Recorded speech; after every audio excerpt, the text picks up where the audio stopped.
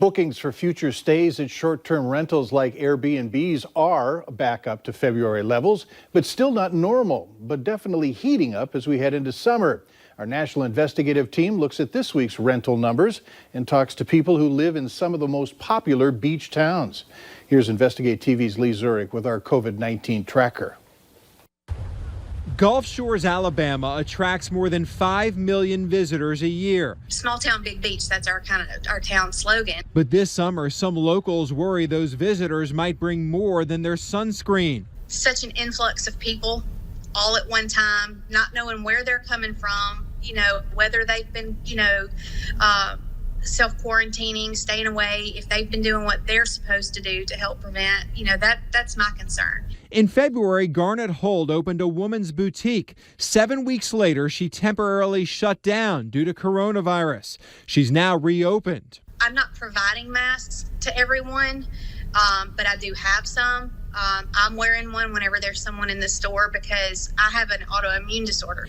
While she needs tourists to spend money, she also wants locals to be able to stay safe. These people come for the beach, but they also have to go eat and they have to go get groceries and they have to do things like that. So they're in all of the places that residents are going to be too.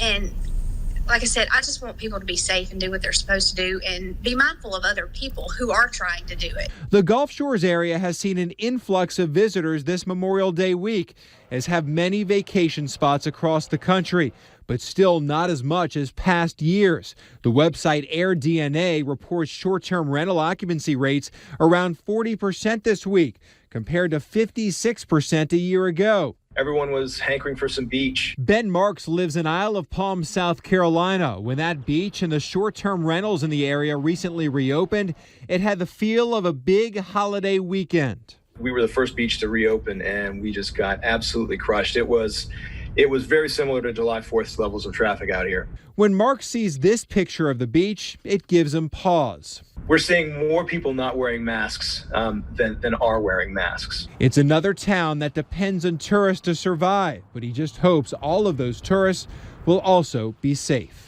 Lots of families, I don't understand why people have to bring an entire committee in as opposed to sending one person in with a list. But and the thing that was scary was no masks, no one wearing any masks, which is really, I just think, inconsiderate for the employees who are working. My wife was wearing a mask, the employees were wearing a mask, and she actually asked one of the I think senior citizens is working there, and the woman was nearly in tears saying, I'm just scared, I have to work.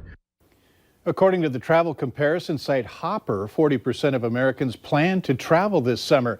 The most popular U.S. destinations that people are considering: Honolulu, L.A., Las Vegas, and Miami. Up next, professional hockey announces playoff plans, what they hope to deliver to fans.